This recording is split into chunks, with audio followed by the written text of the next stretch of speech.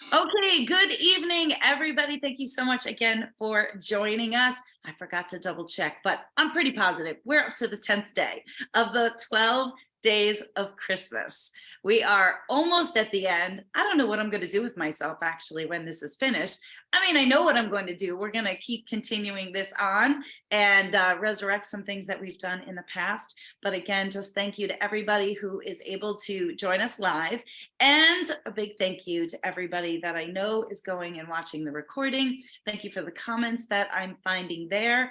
Again, am still so excited that everybody is enjoying this. Thank you for those of you that have sent me feedback, whether it's publicly, privately. I really do appreciate it. So for something that I almost didn't pull the trigger on, I'm really, really glad that I did. So see, we got to just continue to put ourselves out there.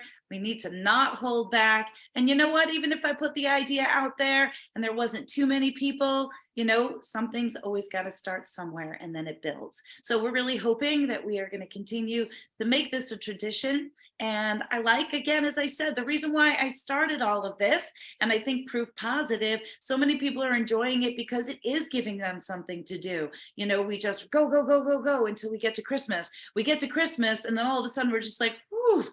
And then it just stops. And then next thing you know, it's New Year's. And then next thing you know, we're catapulted into the summer of 2023. So I don't know for all of you, but for me, this has really, really given me a chance to just kind of stay grounded through what is normally a super busy time. It's given me a great sense of appreciation for community, for the new people I've met, for the people that I know, for all of my guests. And I think I'm probably enjoying it more than anybody else, which is why these end up going so long. So I am so excited. It's killing my sleep pattern. I do have to say that because I'm like so ramped up by the time I get done chit-chatting with everybody and seeing everybody's excitement.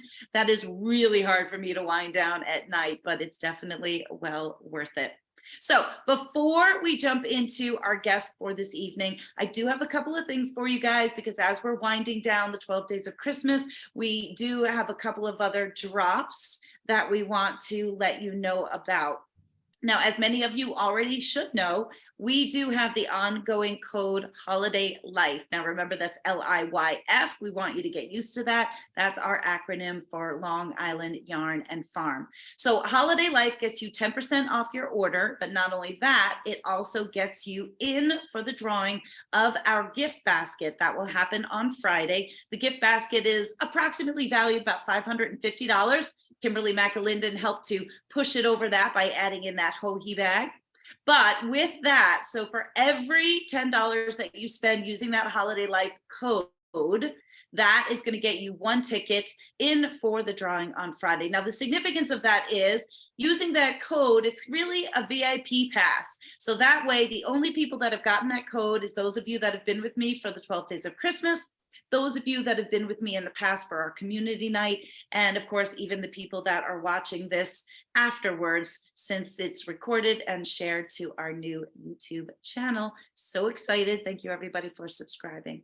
So what I want to let you know about first and foremost, even though we did turn it on the website about 2 days ago, our second drop of our very own first custom candle, it is called Fleece and Snow. So we released it back in November, I think, sold out pretty quickly. And so we had to, of course, wait for the process of making more candles and for them to be cured. So I'm actually working with a local woman here on Long Island, and she has done an amazing job in terms of just helping to create a custom scent, creating the label even for me, and then, of course, doing all of the processing and packaging. So if you didn't get one on the first drop, it's almost like a very soft, sweet, there's vanilla tones. When you look at the label, she puts like tone notes. So we came up with tone notes for it. So underneath the Fleece and Snow, you'll see it'll say spun wool, falling snow, vanilla tea. So really the idea is that it conjures up these thoughts in your mind as you're sitting enjoying the winter, knitting away as the snow is falling outside, and Amy and I are freezing our ass off taking care of a farm. So this is what we've got. Now, we had another 24 installment, but I know some of you have picked it up already since we did turn it back on the website, but it's officially in my hands and looking forward to getting that out to you guys. Now, the other thing, I'm giving you guys a sneak peek. So we're going to kind of do this together. I would need smell-o-vision for you guys to really be able to participate with me. But we are already, and actually have been, developing our second custom scent. We want this one to be a little more like farm-based, kind of a combination, not so much of manure, you know, but of like hay and straw and what the farm would smell like. So this is going to be more of like our spring candle. So we'll probably be launching this after Vogue Knitting Live, and as I said, as we roll into the spring and start to roll into some of our fiber festivals that happen at that time. So I've got two different ones here, and they're just labeled 1 and 2. She did tell me through text, you know, kind of the different tones. There's actually like a fragrance called Hayfield, and then there's like some cedar tones and a couple of different things. So these are the two here, and it doesn't mean we have to go with any of them, and you guys obviously can't smell it, but I'm just going to involve you in the process. And then of course, as we go down that rabbit hole of having to name this, but I thought it'd be really fun. So this one feels, it's a little sweet, almost grass-like, which we don't have pastures here. But smells good, definitely smells spring, almost kind of a little bit like a spring rain. I think I like this one a little bit better. This is a deeper tone. Maybe this is the one that has, I know one of them had a little bit more cedar.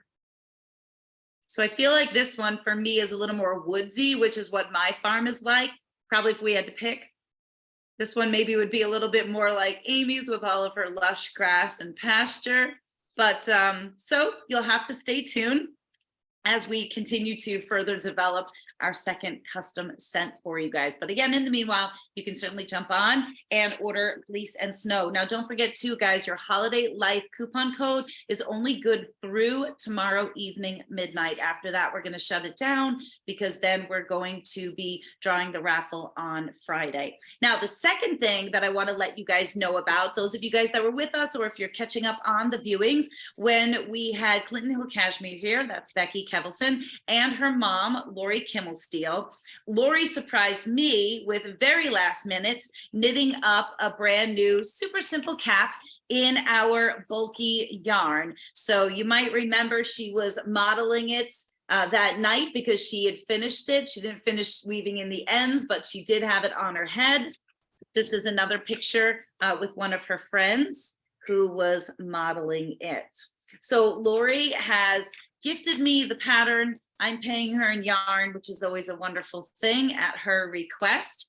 And so what I'd like to let you guys know, anytime, of course, with the purchase of the appropriate yarn, we always gift you the free pattern. I haven't even named it yet. So if you are interested in this new pattern and you want to take advantage of the coupon code, that's the whole point I wanted to let you guys know about. Now, with that though, the special thing I want to let you guys know about that only is going to be available to you, because as of tomorrow night, I'm going to pull it back down. In the works is our Celestial Sky in a bulky yarn. So many of you know and love Celestial Sky, you know, our Purple Twilight. We've always had that in a worsted weight. And a while ago, I actually forgot to grab the hat, but a while ago we did the Celestial Sky in a bulky, and I actually have that incorporated into our Tuckahoe Hill hat sample. I almost ran out of breath trying to say that. So what you're going to find on the website is the picture of Celestial Sky in the bulky weight. That is only going to be up until tomorrow night, because I really honestly don't want anybody else to grab it. I want to be able to have that to bring with me to Vogue Knitting Live in February. So if you want to grab it, it is a pre-order, but I promise you guys, it is in the queue. It is coming to me the end of January. I doubly confirmed that with Penny, who is spinning our yarns. So I wanted to give you guys that option. I think we do have 5 other colors currently available as well. But if you want to take advantage of that, that pre-order option is only only available to you guys. It's going to come down off of the site tomorrow night, and then it won't go back up again until the yarn is actually in my hands. So don't forget, you've got your coupon code in which you can use that as well. You need 2 skeins of our bulky weight yarn, and then of course just let us know in the notes as you're checking out that you're interested in the new ribbed cap, and we of course will happily include that. So that was all of my beginning homework, housekeeping that I wanted to get out to you guys before we kick into our program. So with that, I'm very excited. Now, I will tell you, for those of you that gave me feedback and you really, really enjoyed our time with Siri and Colin from Yankee Rock Farm, this is going to be very much like that. We're going to be talking a lot of shop, but at the same time, while Amy is a shepherdess like myself, actually more so than myself, I have more llamas than sheep. And I don't know what I would call myself, like a llama-ist. I don't know. We don't have a word for that. But I do shear Amy's flock of sheep, so we are very much connected in that way. So she's her own shepherdess by her own rights, with her own breeding program, her own values, her own kind of science background tying into that, which I admire as well. But very much going to be like that other program, and I know you guys really enjoyed that, and I hope you enjoy tonight. So with that, Amy, I'm going to let you just kind of start off. If somebody was to be like, who are you? Because that's the other thing too, guys. Remember, part of this is bringing new people to you. And so again, I can pretty much promise you, unless you've been with me for a little bit and you're familiar with me shearing Amy and posting pictures, any of you that are a little newer to us, you probably don't know Follow Your Arrow Farm. So super excited about that. And feel free to drop in the chat and let us know if Amy's new to you. That's exactly what we want to see. All right, go ahead, Amy. Goodness, great introduction, Tabitha, but I don't know where to start, so I'll just start at the beginning. So I grew up on Long Island, actually, in Rockville Center, South Shore, and went to Southside High School. And when I was growing up, everybody always said, you don't belong here. Like, there's just something that just doesn't exactly fit with like, with Southside High School. And they didn't mean it meanly. They just meant it like, you're too nice, and Tabitha, we talk about that a lot, like you're too nice, you don't, you're not really, strict, or whatever the case was. I remember the exact words that they used, but it was just really funny. And like, you go back in my yearbook and they'll talk about how, sorry, my volume isn't that great, so just let me know if it's not good. But they're like, we just know, I used to rescue birds, walk into school and all kind of crazy stuff like that. And it's all in my yearbook about how, I was the animal person. So fast forward, my senior year of high school, I was really excited about, pursuing veterinary medicine. A couple things happened in my past that I really wanted to be a veterinarian. I really wanted to be an equine veterinarian. I used to ride horses, and my dad had me riding horses. Flushing Meadow Park. He lived in Forest Hills, and so anyway, long story short, I applied to NC State on October 13th and got in October 26th, and I was so excited about that. And my grandma took me on Veterans Day down to NC State, and I fell in love with the campus. And long story short, I wound up going to NC State when I was a freshman in college. Now I had a year because of those great old AP exams and stuff, but so I was able to graduate, really, really fast. And I worked in animal medicine. Actually volunteered at Bidewee in Wantagh when I was like 16, 17. No, wait, what did you major in school, Amy? Animal science. Okay. And so, life was just, kind of crazy. And when I applied to vet school, it was the first time I got told no, and I didn't know what I was going to do. And in walks the day after I got my rejection letter, 2 professors walk into one of my classes in animal science my senior year, and they say, hey, we really need some teachers. And I was like, what's an agriculture teacher? I had no idea, because, I grew up on Long Island. And we don't have those here. No, we don't have those here. Although there is, like, there are ag programs. John Bound, yes. Yeah. There are some ag programs, but it's few and far between. And so fast forward, like, I was put on a prospective teachers list. I was going to go ahead and get a second degree in ag ed, or go ahead and get my master's in ag ed. I couldn't remember which way I went with that. and I was working full time at an emergency clinic, animal hospital, and I was going to school full time. I took 23 credit hours to finish on time at NC State, and got on that prospective teachers list. And all of a sudden, I got this letter in the mail: "Hey, we want you to come interview."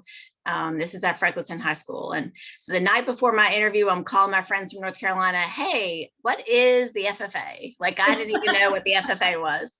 And so they explained it to me. I got really excited. I had a really great interview, got the job at Franklinton High School.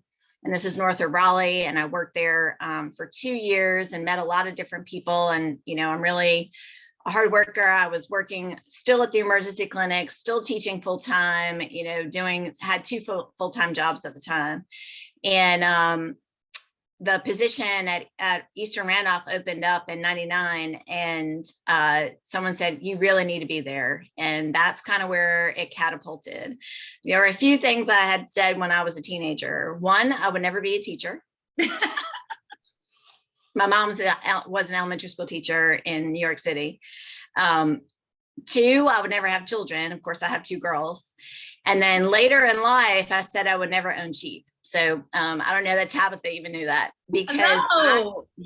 I always said that sheep were just not the most intelligent species out there. Like, they're just crazy. I was a horse person. I had no interest at all in sheep. And people kept putting sheep in front of me over the years. And we started bottle feeding a sheep. So the school split in 2008, and I went to Providence Grove. And we were there like a year or two doing something called Fun on the Farm Day, where the elementary school comes and visits us. It's a program that was near and dear to my heart that had to end because of all the restrictions. But we had this lady who would come, and she was an amazing 3rd grade teacher. And she taught at one of the local elementary schools. And she used to teach about the Iditarod, and she had sheep. And she had this mama who wouldn't take care of her lamb, kind of like what I'm dealing with right now. And, she encouraged me to go ahead and take it. Well, I was super busy at the time raising 2 girls. And one of my students, she took it and bottle fed it. And then she was all gung ho sheep. And so she really convinced me to go ahead and try sheep. It's not that big of a deal. And we got some sheep, and we started that program at Providence Grove. Had you not had, so in these ag programs, I mean, I'm just going to interject to give a perspective maybe for some people who aren't familiar, like, for instance, because as we said, like here on Long Island, there's nothing of the sort until, believe it or not, you go in towards the city. And in Flushing, we have a school, actually I shear for them, it's called John Bown. And like in the heart of New York City, there is a school that has animals there and greenhouses, and it's absolutely amazing. But I did not even know, and I don't know if other states, well, I'm guessing maybe North Carolina is, but the big one is in Connecticut, because I shear for a number of the ag schools. So in Connecticut, they have high schools that are dedicated as, more of a hands-on type school for students to be able to go to. And I think, correct me if I'm wrong, isn't it more like everybody has their own high school? So there would be students coming from different high schools to be able to come to this like one particular ag school, correct? In different states, yes. But in North Carolina and most of the states, each school has their own ag program. Okay. And so there are school systems where, there's one big program, but in North Carolina, most of the time it's going to be one, each school has their own ag program. There's like 500 ag teachers in North Carolina. Now, did you already have animals at the school when you were working there, when you were talking about with the sheep and things like that? Okay, so at Franklinton, we didn't have any animals at all because of the way the school was. We would go out to farms every day. So like my students, back before we had to have field trip forums, and actually before Columbine, like we get in the bus, we would go down the road, we'd help out a farmer, we'd come back for class, do all those things. And so I got my bus license like my first year of teaching. It was easier to do it that way than having to have somebody try to, drive the bus for us. Right. So then the second school, we had a rabbit barn, and then we raised satin reds, and then we went to full on production meat rabbits. And we did, goodness gracious, we had New Zealand's and Californians, and we had about 400 rabbits at a time. And so it was crazy, like just lots and lots of rabbits everywhere. And the market fell out for meat rabbits. And I switched to pet rabbits. And so we did Netherland dwarfs and Holland lops and Dutches. And But Dutches that was the only kind of animal at that time that you had at that school. And then we added on a barn, and we had cattle and goats. And I think that was pretty much it. We just did cattle and goats.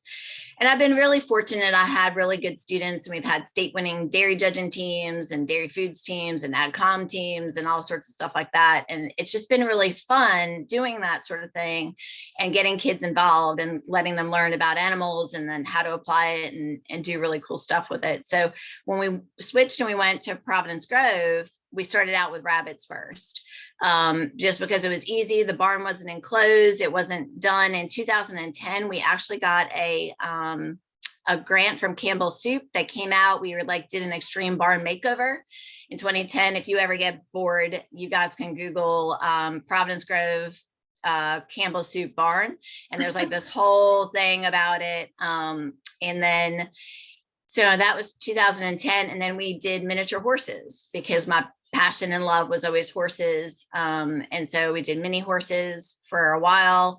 I got two, oh my goodness, how crazy am I? I got two stallions that we had to, they lasted like a week before I had to geld them because the students couldn't handle them. I'd been around stallions. Oh yeah, yeah. And it doesn't matter. It doesn't matter if they're this big. If well, you know what it is, guys, for those of you that were on with us last night when we were with Christina talking about her chickens, and we were talking, well, you should know this as well, though, Amy, we were talking about how the bantams, the tiny roosters, they're the feistiest ones. Yep. So it's kind of the same thing. You see this little miniature horse, but when that thing decides he wants to be on his hind legs and act all crazy, and they're bitey, they're very nippy.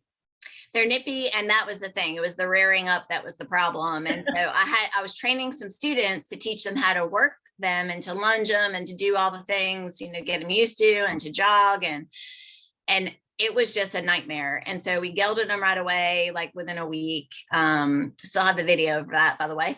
And periodically, like I'll pull it out and show the students. But so then, we had goats. We started out with a goat, and he would not respect the fence. And I got frustrated about that. And then we fast forward and we wound up getting the sheep. And so, so I sold the horses, I sold the goats, and we just ran sheep for a while. And that was, I think, 2013, somewhere around there. I could go back and look, but I was trying to remember it quickly. Now, Amy, I'm going to stop you for two things. So one, I do want to say I'm enjoying seeing everybody in the comments talking about like where they're from and, what their schools are like. And so maybe somebody can relate to this, like here on Long Island, we have something called BOCES. Don't ask me what it stands for, but that's more of like a trade school, yet we do have animal science-based programs. So, kids, although I will say, unfortunately, it's changed a little bit in that I feel like sometimes it's more about the children that are maybe not as well suited to be in the regular school system all day long, get moved into the BOCES programs, which sometimes is great because, guys, we all don't learn the same way. And it's really an excellent program for kids that are more mechanically inclined. Hands-on learning is really what it's based on. So that's what we have here. But I did want to also ask you briefly, maybe for somebody who's never heard of FFA, to just briefly talk about that. So there's a point of relevance. So FFA is the student organization. It's now like 700,000 FFA members across the country. I taught at Eastern Randolph, which was the largest FFA program in the state at the time. Tell them what it stands for. It used to stand for Future Farmers of America. It's now. I didn't even know this, so it doesn't stand for that anymore. In 1988, they changed the name from FFA to Future Farmers of America to National FFA Organization. Oh, wow. And so there's the base and the connotation, whatever, that there's that whole idea of it being future farmers, but there's more to it than farming, and that's what they tried to get across. So it's more about agriculture and science and mechanics and all of the things. So it's been really kind of neat. And FFA is just like a big, huge, like I didn't know what it was, and trying to figure it all out, and starting an FFA or revitalizing FFA at the first school I taught at, so then going to one of the most active and renowned FFA programs at Eastern Randolph, and then opening a program and starting my own program at Providence Grove, and having really good students to kind of work with. It's really neat because you get to watch them be really successful, and learn about the leadership skills and do all the fun things, and then they get to compete. They also get to volunteer. We do a lot of community service projects. So the young lady who got me into getting the sheep is actually my teaching partner now. So one of the coolest parts about being an ag teacher is that you kind of let other people learn about what you're doing. So in my time teaching, I've helped 9 students get into vet school. So they applied and got into vet school. I didn't get to go to vet school because I never applied again when I got rejected, but I've got, 9 students have gotten in. And then I have had 15 of my former students also become agriculture teachers. So that's been kind of, cool, seeing that through the FFA and getting them involved. And so my teaching partner, she's the one who pushed the whole, sheep thing on me, and it's just become really fun. So, does that help like explain FFA? Well, no, and I just, because, again, I don't really know our audience necessarily. And if I was not involved in animal science, so the first thing I want to tell you guys is, like, I don't even know how Amy and I were like destined to obviously like be together, because everything she just described is like my exact parallel life. I grew up here on Long Island. I'm still on Long Island. I was involved in horses. I went to school for animal science. I applied to vet school, got rejected. Well, no, I was put on a wait list. It's the same thing. I was rejected. So, and then I worked as a veterinary technician, a small animal hospital. And even though I'm not breeding sheep, now I have sheep. So I mean, the parallels are just so uncanny. And honestly, half the time I forget all of that. So it's really even just been fun for me, for you to remind me all of that, because sometimes I do get tunnel vision and I'm like, okay, you've got Gotland sheep and I share your sheep and we're friends that way. And I forget like how much more, we have in common, which is so cool. And so, so for me here on Long Island, like, now I know what FFA is, being involved in animal science, but I just wanted to make sure people understood that it might not be the best analogy, but if you're unfamiliar with FFA, to me, correct me if I'm wrong, it's a little like how Girl Scouts and Boy Scouts is, but just around agricultural sciences, animal science, that kind of thing, in terms of like a club organization. Yes, no? Yeah. How active is 4-H now in Long Island? Because I did 4-H when I was, or like, my friends did 4-H actually when I was in school growing up. Like, I didn't even really know about it, but 4-H is very similar. No, we don't sell cookies. I sell fruit, lots and lots of fruit and nuts, and we harvested a pig back in the fall, and we sell a sausage and stuff like that, but we don't sell cookies. Yeah, I mean, for us here, when I first, so the difference would be like just geeking out and shop talk. So 4-H, so I used to work for Cornell Cooperative Extension. And so if you've heard of 4-H, that's essentially just the youth component in every state. It's there. It just depends on how active it is. And Cooperative Extension is basically that university in that state that has been given funding to be able to take all the university information and then disseminate it to the counties within their state. So that's what Cooperative Extension is. And then 4-H is the youth sort of animal science component of it, but as it's gotten more modern, it incorporates anything. Right. So 4-H is probably a little bit more like Girl Scout, Boy Scouts, but yeah, here on Long Island, when I first started working for Cooperative Extension, we had a horse-based program, but it really did not live for the long haul. And so instead, what we've done here is created like more of a supervised, it's more of like you enroll your child in a 4-H program where over the course of the summer they can learn how to show a goat or show a sheep, or they used to do cattle, and then the culminating event would be to go to state fair, and that would be it. And that actually is one of the main reasons why I left my cushy government job working for Cooperative Extension, because our program was so small and I wanted something more year round for the kids to be involved with llamas. So that's what we do here. But And 4-H is so broad based. I was looking at the comments, but like, Yeah. you know, there's so many things. I've done, but I actually wear the 4-H hat a lot also because my kids do both 4-H and FFA. I've had quiz bowl teams that I've worked with and helped coach, but my girls are active in FFA and 4-H. They go to a school that doesn't have FFA, believe it or not. They don't want to go to school with their mama. So they go to a early college high school, or my oldest already graduated, but she was president of the 4-H club. And then Braylon is now president of her 4-H club, or the same 4-H club now. So, you know, 4-H is huge and it's very similar to FFA, but it's very different because FFA is in the high school, whereas 4-H is like outside of school. yeah. So I don't even know where I was, Tabitha. Well, let's jump to, first of all, I do want to Yeah. say too, I love that my audience, as fiber knitting related as they are, like totally embraces like the different content, you know, that we bring to the table. I Yeah. love seeing everybody chatting back and forth with each other. You know, this is what it's all about, you know, probably more so even the smaller things, you know, that we learned from all of this. So let's just flash forward. So you've got sheep at school, but let's talk about, first of all, where's that little nugget? Oh, I have to go get him. You want me to go get Okay. him? Well, Okay. you go get him, and then I'll quick talk a little Okay. bit about, I'll fill in for you. So we had a little preview the other night. If you weren't with us, or maybe you didn't sort of see the sneak peek, or you haven't watched the recording. So Amy, as she's mentioning, so she has sheep at school and then she has sheep at home. And they're actually, of course, I shouldn't say of course, they're two totally different flocks. So the sheep at school, now I don't know why she's chosen Katahdins, so that's something that we'll have to ask her. But Katahdins are a hair breed of sheep. So that means in many instances, if they didn't have a long tail, people could mistake them for goats because they have a very short coat.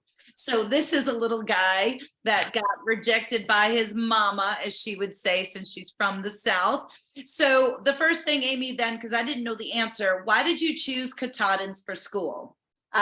Because that's what the lady had. Okay. You know, we started out with, because that's just the way it was. They're easy keepers. I wanted to start with something easy. They're fairly friendly. I mean, they get a little tired of the high school students, but they're, you know, they're good moms usually.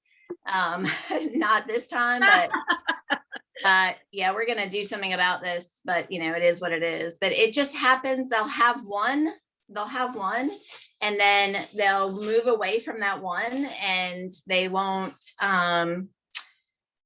take care of the second one, or they won't take care of the first one when they have the second one. And so we have that happen kind of frequently the last couple of years. But I've also been lambing outside of the lambing jugs, like I've been letting them lamb in the open. So explain, I know what you mean. So explain what a jug is versus in the open, because that's pretty cool shop talk. Sorry.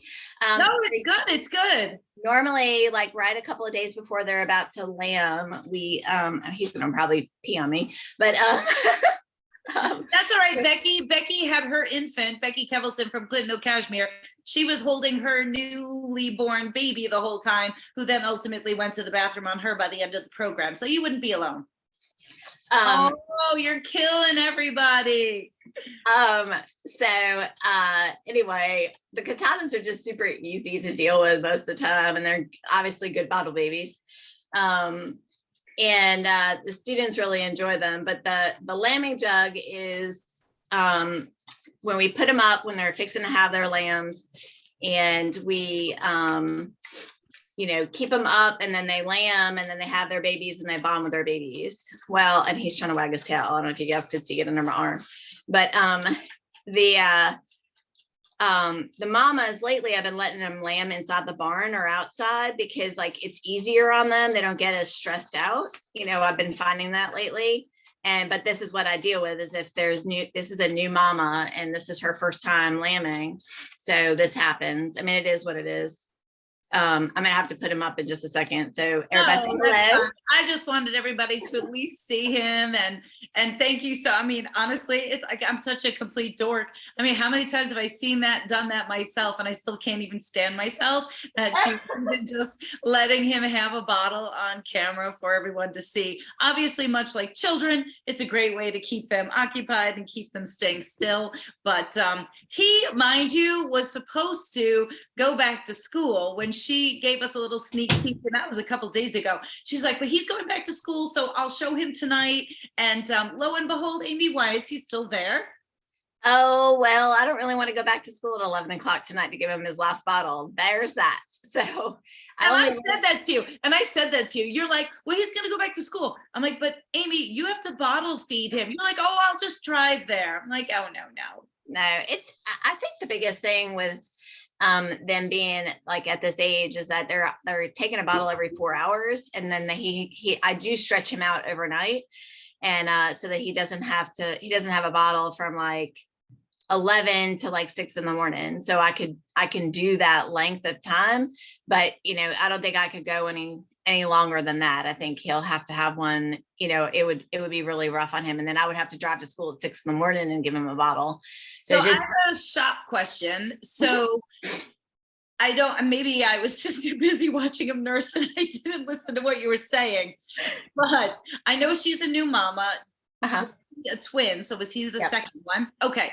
Yeah. So with that though, what? He was the first. Oh, he was the first. Yeah, he was the first. She had him. He got the twin. Did she accept the second one? Yes. Yeah. Interesting. So my question for you would be, I feel like, at least in my little experience of breeding sheep when I worked for a cooperative extension, that oftentimes the one that was rejected, that sometimes it's like they know something we don't know. So do you feel like there's a reason why she rejected him? Did you have to do anything extra special in the beginning to keep him going? So, okay, I'll go over that real quick. Trying to figure out how to explain it. Okay, so it was the 23rd of December, right before that big, huge storm was coming through. If I did my records correct, I know the ram, bred her on a date that she was supposed to be due on the 26th. Like I really was like, okay, fine, it'll be the 26th. It won't be a big deal. So we had the temperatures dropping and the wind was blowing. It was like 27-mile-per-hour wind. It was really nasty here. I got to school on the 23rd that morning and I saw the first one, I saw a lamb, and he was tiny. And I thought, I know she's a small mama. I'm probably going to be a preemie, maybe, because I really thought it was the 26th that they were going to be born. And so anyway, I kept hearing this faint baa, and I couldn't find the other lamb. It had gotten behind something, so she had to have backed up. Had that lamb, it got behind a grate. He must have had colostrum because he had a pretty strong set of lungs, I could hear him anyway. And that he was kind of spry, like he was standing up, he was moving around, he was dried off. So he wasn't like covered in placenta or any of that stuff, or any, birthing fluids or anything like that. And so she moved over to the other side of the barn and had the second one, and then forgot that she had the first one. And so I don't know how often that happens. It's happened twice in the last 2 years. I mean, it just happens. I've been lambing now for 11 years, and this is like, 2 years in a row I've had one. So, I mean, it's not that big of a deal, but it does happen. It makes me question, like, mama skills and stuff like that. Yes. But I will tell you, I do think there is something with him, with his lungs. I listened to him on a stethoscope, and I kind of get a good idea that, there is definitely something that's not quite 100%, which is why he's also still here. I don't think he's strong enough to stay at school overnight and with all the dust and stuff. So we've kept him kind of guarded. Not like a murmur, but like just like kind of raspy a little bit. Like his heart's fine. It's more like a raspy, like a lung thing. I'm not really sure Meaning you know, like if you're concerned he has like a low grade respiratory issue or? yeah, so I've Yeah. kept him on antibiotics, Okay. and I've just kind of kept a close eye on him. He does go out and play with his brother every day, since school came back yesterday. So he went out yesterday, went out today, and play with his brother, and they run around. But he could tell he gets winded faster than his brother does. So I just kind of watched that, and anyway, the day that they were born, I did hold the mama, so he did get colostrum. Um, and now we're gonna cry. But Vivian's Not that. Oh, come on. so Wait, no, Violet. no, we can't because they don't even know who Vivian is. Okay, we'll get there in just a second. We'll So cry later. okay, I had some colostrum in the freezer here at home. Does that help? Vivian? Oh, So I took the colostrum and I fed him for 24 hours with the colostrum, and then I switched over to my magic formula, and I've been feeding him that ever since, and he's been doing really well. I mean, he was smaller than his brother to begin with, but he's doing really well. So that's how I got involved in sheep. Of all the things that I was never going to do, that was the third Well, one. and then so going from the lady who said she was never going to have sheep, now you have sheep at school, but they're Katahdin, so they're hair sheep. So Correct. now jump us over to how it is that you have a flock of Gotland sheep at your home, nonetheless. Well, it's mini, but yes. Oh, well, it's still a flock. So in 2015, in October 2015, my students and I went to the North Carolina State Fair, and somebody was showing sheep, and they had these beautiful gray and black long wool sheep. And I was like, oh my gosh, these are so pretty. I can't believe I'm saying that. Like, these are fiber sheep. And so my students came back to school and they did all this research on, what breeds it could be. So then I found out how much these things were, and I thought, there's no way I can have these at school. Like, the school can't afford this, and then I turned to my husband, hey, do you think that we could start raising sheep? And if you look at like my Instagram, there's like a whole bunch on this whole thing, but I'm gonna show you guys a picture. But these guys, right, I don't know if you can see it. Let me see if I can unblur my background. Yeah, here. I was gonna say, if you unblur your backgrounds. Let's see. Don't look at how, you can see it now. You don't have to unblur my background. So these guys were my first two fiber sheep, and they were a ram and a wether that I got from a lady in Maryland that I'm really close friends with, that I stay with every time I go to Maryland Sheep and Wool. And Huck and Finn were their names. And anyway, I took this picture of them, and yes, North Carolina does get snow. Let me unblur it so you guys can really see it. Please don't judge all the stuff in the background. Oh, we are not going to judge. So, oh, there you go. And the front is Huck, and then the back is Finn. Finn was the ram, and Huck was the wether. We castrated him, or he was castrated when we bought him. So he had his brother together. And now you guys don't have to look at all my craziness in the background. Wait, so wait. anyway, How can you call that craziness? I just realized where you are. You're in your fiber room. That's your weaving behind you. That's not craziness. Oh my goodness, Tabitha, it is like wall to wall stuff everywhere in here.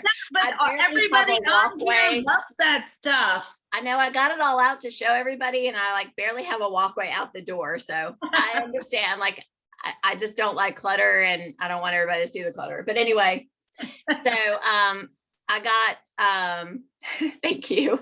I got those two sheep, and of the craziness that I learned my lesson never to do, I picked them up on June 30th from Maryland, and then we had this weird flip of temperatures.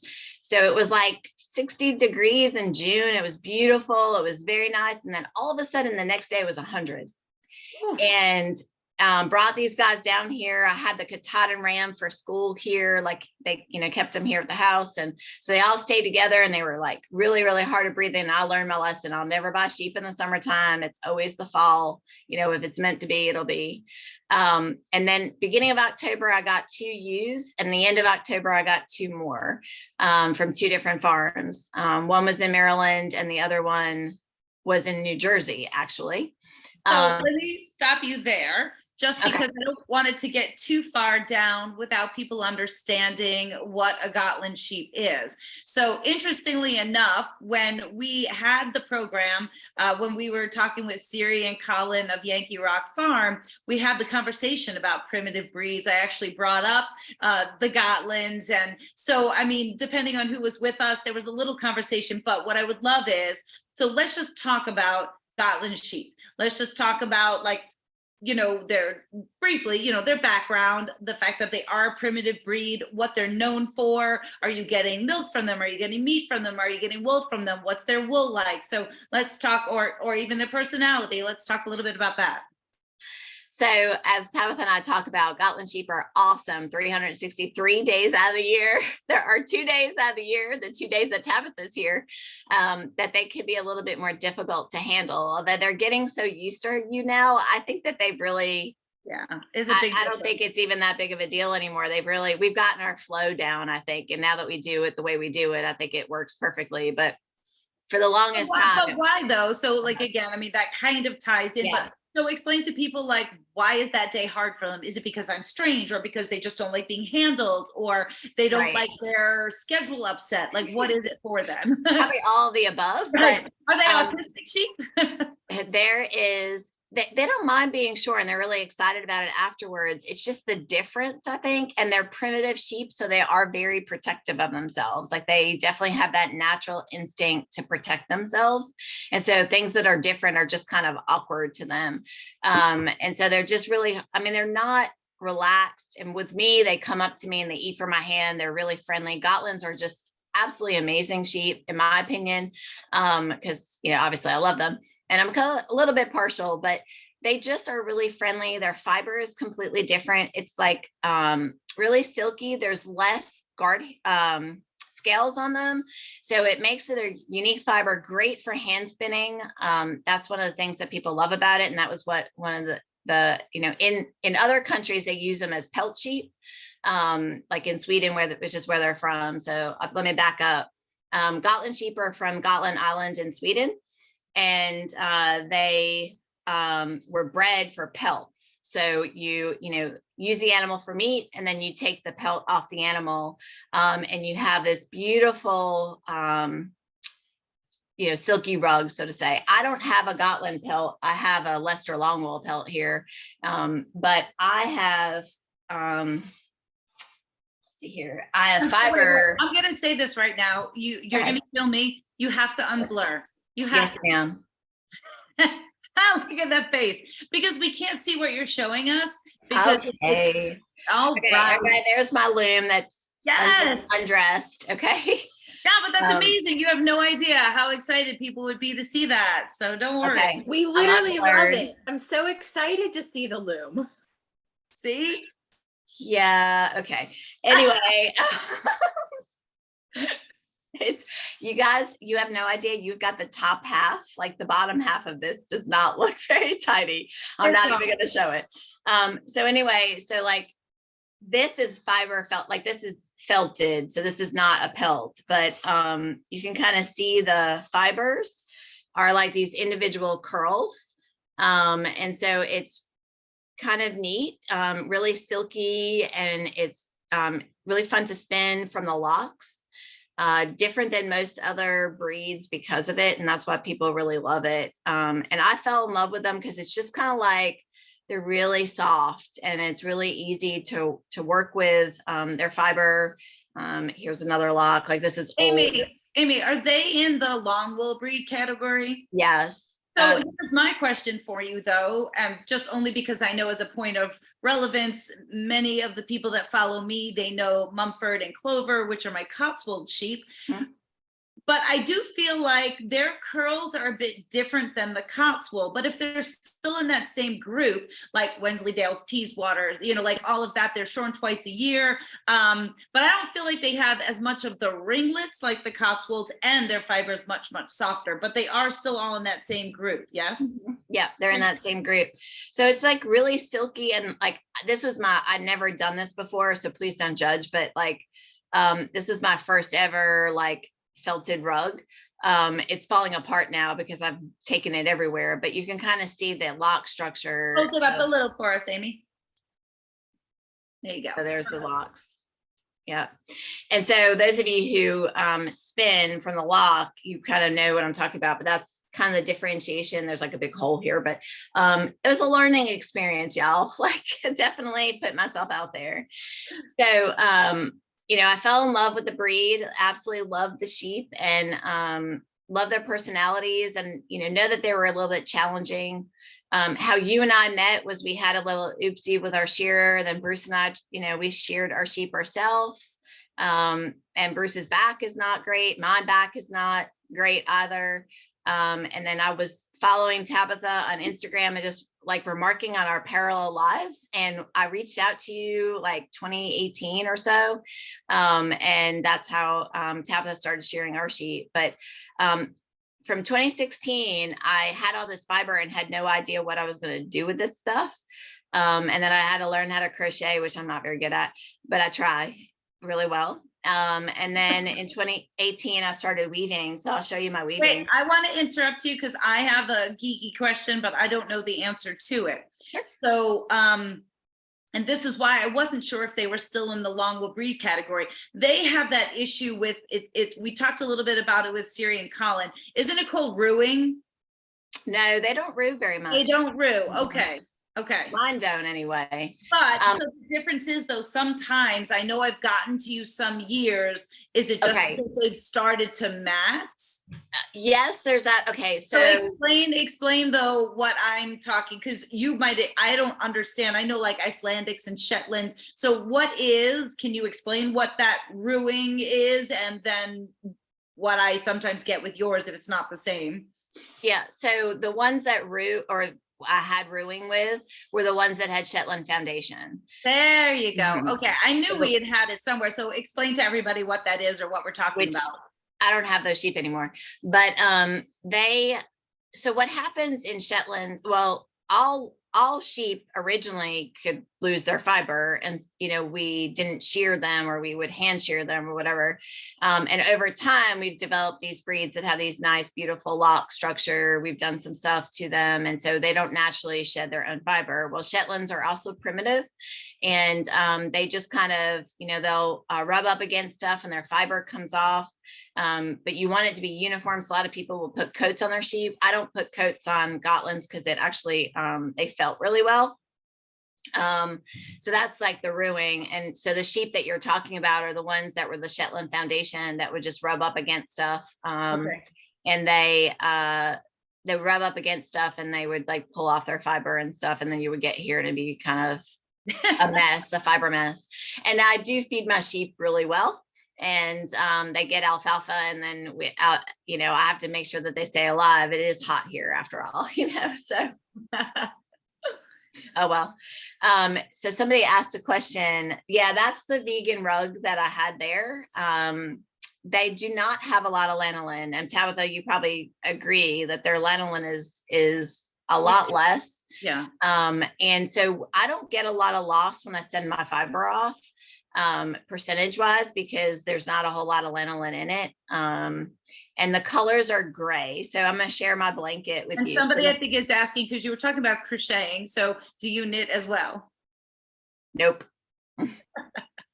But you weave, so that's okay. Yeah. I don't knit. I can retire in 2.5 years, and that's that's the project that I might like it better. Maybe, I don't know. My problem is I get distracted really easily and I don't count. So that's my problem with, that's why I like weaving, is because I go by inches and not by shuttles. So I'm just not quite that great. Hey, Helene. So here, well, the first project I ever did in weaving was make this blanket for Bruce for Christmas. So crazy. This is a blanket of all the sheep that I owned up to the point that I made this blanket. This right here is, everybody. Huck and Finn are in this blanket. Zippy and Lena are in here. And then Vivian is in here, and Esme. And so this blanket has been well loved and used, and I hand spun some of this yarn also, which is kind of cool. So I do spin, I do weave, and I do crochet. Well, I attempt to crochet anyway. And so I mean, I can crochet. I just get really bored very easily. It's why I work so much. I have so much going on. I just like going to it. So I made this blanket for my husband, and then my husband bought me this loom like the next year after that. So Amy, let me ask you, like in terms of your flock that you have at home, is it more of just a hobby flock? You know, what are your goals with your breeding program, you know, with your sheep? So, you know, because again, for a lot of these people, I mean, actually just trying to quick look at names and things. I mean, most of the time people that are with us don't own animals, except if that's Helene, who I know.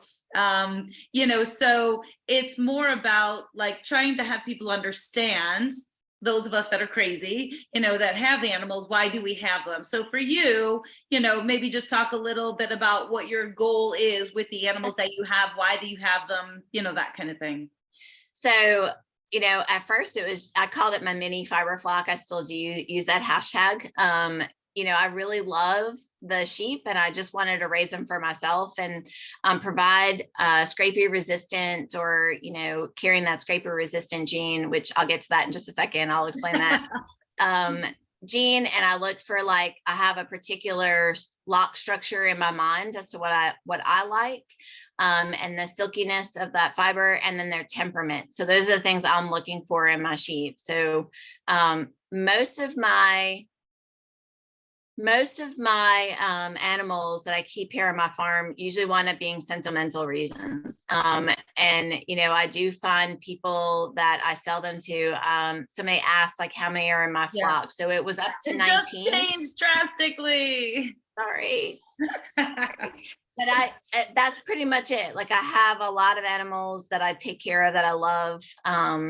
And, you know, it's mostly like about what I like. So, like, I keep animals that I enjoy and that I like, and then I sell animals to people who really enjoy the animals as well. So that's why I feel like you've changed though since I first met you. No?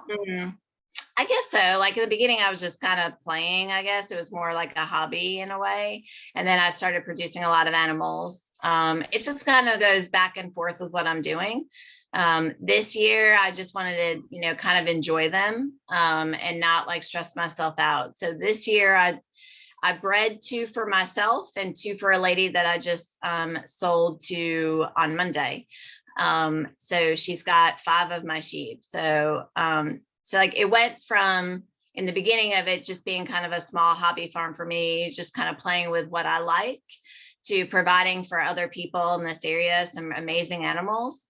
And now it's back to what I like again and what I enjoy. And then, you know, at times, you know, may grow and, you know, wax and wane.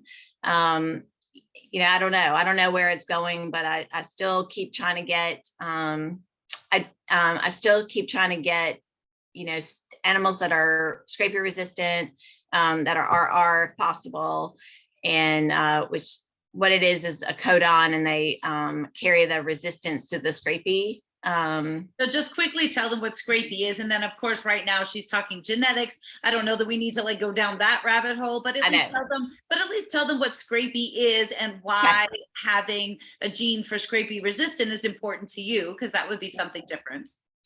So scrapie is it's a prion, and so it's like a prehistoric protein is what they call it. It's kind of like if you've heard mad cow disease, you know, bovine spongiform encephalopathy, BSE, or chronic wasting disease in deer.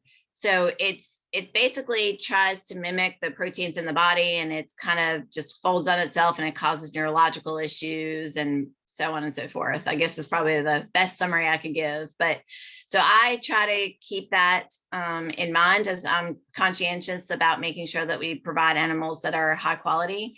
Everything on my farm is either what's known as QR, which they carry one of the scrapie resistant gene and one not, you know, that doesn't carry for it. So most of mine are either RR or QR. And that's what I breed for. And then my lock structure, like there's something in my mind that I look for that I love. And so that's what I kind of get excited about when I get my lambs that look exactly the way I want to. Now I'm gonna ask, so like, and most of these guys are familiar, of course, with knowing and understanding that if we want to breed, we can't keep everybody. And, you know, they follow the journey of the babies and even the adult animals on my farm. But, you know, Erin was asking if you get updates on them, you know, once they're gone. Oh, yes. I stay and I go and I help a lot of the people once they purchase them. Like, you know, there's a couple of people that I work with now. The lady who came on Monday, I've been getting updates, you know, Monday and Tuesday and Wednesday. And, you know, that's I've been keeping up with those. And then I sold the 3 guys the day of the shearing that got in the car and just went to Georgia. You know, I hear from her. She does some really cool stuff with fiber arts in Yeah, actually, Georgia. I've been in touch with her because she is connecting with me in terms of getting more locks for the fiber art that she does with it. So, and now Awesome. that I've been with you long enough, you know, I have the pleasure of some of these animals that you've sold that I get to shear, like the new client that I just picked up this past fall, and then, you know, more than likely going to be working with the woman that just took the 5, you know, the other day. So that for me is always the advantage of somebody who breeds, whether it's big or small, as they're selling those animals, you know, then oftentimes I can come along as sort of that package sale and not only make those people feel comfortable that I'm familiar with the animals and, you know, familiar with the breed, but also then be able to, you know, report back to Amy as well. Just very similar for those of you guys that know my dear friend Carol Ray, you know, I do the same thing for her. You know, she has a much larger breeding program. She sells her animals and that's how I get a lot of new clients. But yet then I can tell her, hey, I saw Lucas today, or I saw, you know, whoever, you know, I mean, and it's fun for me too, because I'm there when the animals are born, and then oftentimes, you know, get to see them move on, get to see them grow up. So I'm like the godparent, I guess. Yeah, for sure. Well, and you know, it's really fun staying in contact with everybody because, and that's part of why I don't breed a whole lot. My animals, when you purchase from me, you have me. So my knowledge that comes behind it and what I can share with them to help them about those animals. And, you know, I tell them the positives and the negatives, and, you know, I'm straightforward with them. The lady who came on Monday, I had originally thought she was buying 3 and she went home with 5. So, you know, it is what it is. They do love the Gotlands, and once they get here and they get to meet them, a lot of people enjoy them a lot. And so, do you mind me answering some of the questions? No, that's right. Yeah, I'm glad you said So I sell to anybody who has a good heart and that I know that they're going to be well cared for. So they don't necessarily have to be in North Carolina. But lately it has been in North Carolina or Georgia. That was a kind of a surprise, but she's really awesome. So I don't have embryos. We're in a breed up program and I don't want to go down that rabbit hole too much, but so I started with, my ram was 89% Gotland and my ewes, one was 89.3 and the other one was 90, I don't remember what Vivian was now, 91 point something. And so I kind of keep mine on the low end of 90. Rams are really expensive that are on the higher end. I do have straws of semen for laparoscopic AI whenever I decide to go down that rabbit hole, so to say. You know, I did bank those. It's getting them to California. Sorry, like I saw that question pop up. So let me go back for a second. So they're not pure Gotlands. That's for me. That's not as important to what I'm looking for. Like I'm looking for their personality. I'm looking for their lock structure. You know, and that's what I look for. And sometimes, you know, the higher percentages are great, and sometimes they're not as good. Like I had one that was a higher percentage and I didn't particularly care for her fiber. Somebody else loved her fiber. So, she went to their farm. Do I get attached to them? Yeah, I really do. I love them and I miss them like crazy. Like I was telling Tabitha earlier, like I went down to my barn last night and I'm like looking around and, it's so different feeding with 11 versus 6 in the girls, because you walk in there instead of being tackled by 11, the 6 are like, oh, okay, I could get my food bowl. Like it's no big deal. I don't have to wrestle for it. And so it's a lot different and I miss them greatly, but I know that they're well loved and well cared for. And that's all I can care about. So the next question was like, how do you get them to California? They go across the country back and forth all the time. Yeah, they're transporters. I mean, there are people that do this as a living. I mean, of course, you want to find somebody that is well known and will care for the animals when they're on such a long journey. But even with myself, with llamas, there's an industry for everything. So there are livestock transporters that that do this. Yeah. So there's people on the West Coast that I can connect you with that I would recommend as breeders as well. If you want me to give you that information, definitely. And then I have my sheep here too, that we can always talk about that. But Gotlands are amazing. Like they're really unique. They're kind of like, I call them puppy dog sheep. They kind of hang out with me and they love on me, and Violet of course loves all over Tabitha. Well, I was going to say, wait, you have to give me the opportunity though to jump in on that other part of them, because it is really hard for me, and definitely in the beginning, to understand, not to say to understand why Amy loves them, but it is a different experience that I get when I shear them. And so we talked a little bit about this with Siri and Colin. Different breeds of sheep react differently on shearing day. And just like for most of you maybe can understand a little bit better when we talk about like different dog breeds and how the personalities are, just even overall, high strung or low key or, food aggressive or, toy or, whatever. They all have their own little idiosyncrasies. And so it's interesting for me because Gotlands are the only sheep that I've shorn. I've shorn, Icelandics and Shetlands, don't love them, but I've done them. I've shorn a number of different breeds, but the Gotlands are a challenge for me. And then of course, as we've developed, we're like, let's do a shearing day so people can watch me struggle, which essentially is what it is, but it has gotten better or it's different. And regardless, look, if people are going to see me struggle or people are going to see me lose them in the middle of the shearing process, it's real life and it's what it's all about. They definitely make me feel like I don't know what I'm doing at times, and especially when I started. And the only way that I can describe it is they are so stiff and they're so tense. It's like hanging on to like an explosive, it's like hanging on to something that just wants to explode. And as I said the other night, the part especially that should be the easiest is when they're up against my legs first. I'm shearing their belly. I shear, then I turn them. I shear their hind quarter. And then that's the point in time where I lay them on their side and we do what's called a long blow. So you're going from the tail to the head, and it's supposed to be like nice, lovely, easy strokes. The animal's just laying there.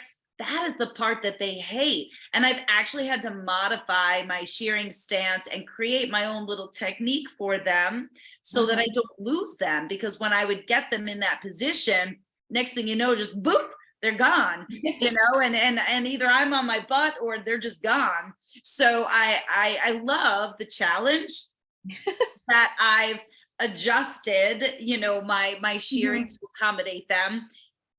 Shearing them is definitely a challenge because even though, as we talked the other night, you can make it look easy, the pressure, like I'm not kidding you, the pressure and the tenseness and my muscles that are holding them as hard as I possibly can as they're basically fighting me, but not, the weird thing is not in a kicky, like they're not kicking like other sheep. They're not kicking, they're not scrambling, but they're literally like, like I don't think they're breathing.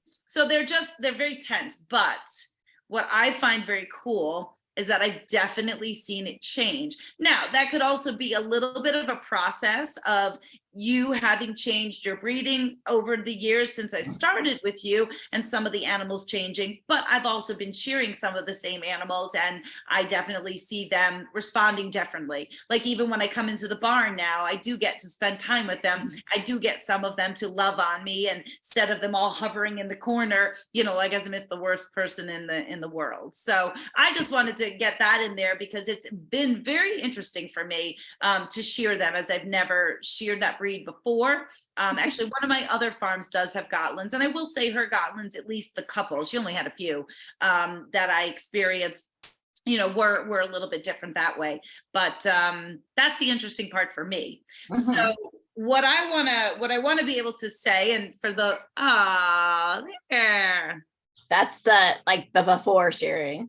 I know I didn't get to post as many pictures as I would have liked. I was running around today, but we always take lots of videos, lots of pictures, and I definitely always appreciate that. And actually, one of my favorite things was when you messaged me and you were like, okay, whatever you said, like the top 12 pictures in your grid, and I was in however many of them. So A lot. it's fun. It is fun. So I do want to say, for those of you guys that have been hanging with us, which I so appreciate, I'm gonna switch gears because we're gonna get into this story and a little bit of the realness of farming. But then that's going to also tie into the yarn drop that we have for you guys tonight, and then also some of the other products that both I have and Amy has related to her sheep. So bear with us, because of course we always leave the good stuff for the end, but it's important. So you're going to kill me, but I'm going to open this up in the sense of saying, I think it's really important for people to know that as lovely and as bucolic as all of this sounds, I know you've struggled in the past couple of years, especially with parasites and, different issues that way. I don't have as many of those issues. One, I find sheep are much more sensitive, to something called the barber pole worm. I don't have pasture, so that's also another way that I get away from it. Plus, I also don't have the more consistently warmer temperatures that you have. And I know that's been a struggle for you. And I feel like also, I think it was the year before, somehow or other, we both had like really rough years. And, what's super nice is like, Amy's not the typical example of people that I shear for, meaning I have a large clientele, and there's some people that I show up, I shear their sheep, I leave. There's some people I show up the first time and they've got all these questions and all these things, and I spend a ton of time with them. I come back the next year, nothing's changed.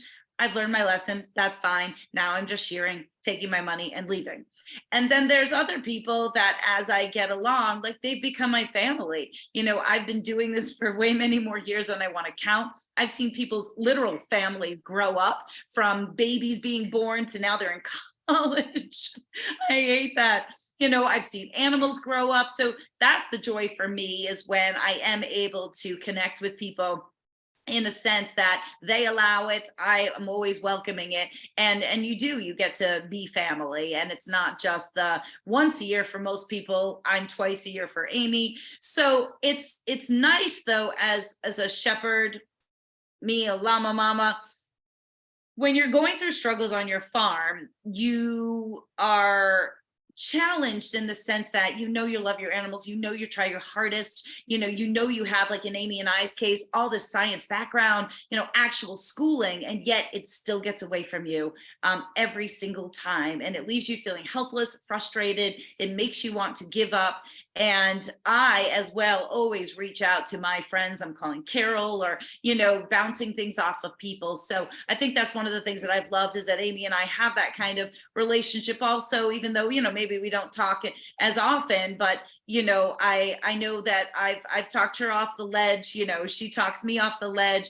There's just always something, right guys, about making sure you don't feel alone, and that you're not in it alone, no matter what it is. It doesn't matter if you guys don't have animals. We all have those situations, and we all love our friends, and we love our community, and that's why we have this community. So that is kind of leading me into because it's not easy to talk about. And sometimes, you know what, you're embarrassed.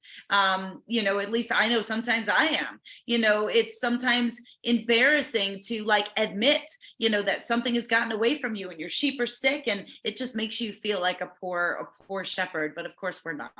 So even though you might not have wanted to go down that route, I think it's really important, because I think people need to hear that, because it's important that people always don't know it's roses. And so with that, the significance of this is because, oddly enough, there's certain sheep that will capture us in a way. I can't Oh. take over. So you have to bear with us. We do this every time, like every single time. So there's certain animals that capture your heart in weird ways, and these aren't even my animals. But I honestly don't remember leading up to it now. I just know that every time we talk about her, we cry. But so I don't know if you don't have to go down I don't know if you can just lead up to what was I know what was so special about her, but what was so special about Vivian, what happened.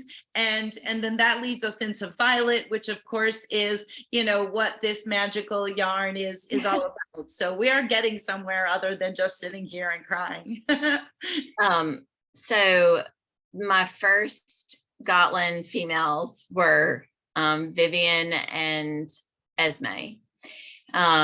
Most of my descendants on this farm are from Esme. And Vivian, when I got her, I don't know why some sheep have problems, but they do. And, just like some humans, they have problems, when it comes to birthing. And so my first year, 2017, so got them in 2016, bred them, and then 2017 went to go lamb. Esme lambed at the end of March, no problem. The other two lambed in the beginning of April. And Vivian, she didn't lamb right away, so she didn't get caught on her first heat cycle. And a couple of days before she was set to lamb, this is her first lambing, she went into something called pregnancy toxemia. This is before you knew me. This is the year before, or the breeding year before. And so she went through pregnancy toxemia, and we did everything we could. I had a judging competition that morning. And so apparently she lambed in the middle of the night, and the temperature dropped in April down to like 17. I don't know, it was crazy. It was just not normal North Carolina weather. And so we lost the first two lambs. I took off a year from breeding her. And then the following year, I bred her again to a different ram. And so she lambed, no, like a little bit of signs of pregnancy toxemia, but not a whole bunch. I could tell she wasn't quite right, but I was already there with the propylene glycol, already knew what I needed to do. I was proactive, knew exactly what was going on, and was able to do that. The first two lambs were boys. And interestingly enough, Vivian had two lambs again on that skipped year, and then the next time. And one was Violet. And she had a stillborn. I was right there with her. She had a stillborn ram lamb. So then I loved Violet's fleece. I mean, it was just the significance of Vivian. Perfect. I'm getting there. Oh, okay. And so the next year I bred her again, because I love the combination of the breeding. And this is where Tabitha, I'm gonna start crying. But I love the combination of the breeding of that ram and Vivian. And so she went into false labor. Wait, I'm going to stop you before we start crying, because for me, the reason why I was so connected to Vivian, but you also agreed, was she really was the epitome of what you were trying to breed for. Yes, all of those damn sheep that were so tense and just wanted me gone, mm-hmm. I didn't know anything about your sheep, and I was just showed up for the first time, and I knew, I said to you, I'm she was different. She was calmer. She was relaxed. Plus her face was gorgeous. So there was that combination of I didn't even know anything about Gotlands, but I knew she was different in that way. Plus, of course, she let me like hug her and stuff like that. And she didn't try to scramble away from me while I was shearing. So that's what I mean as far as I wanted to get that. Oh, that was Violet, I think.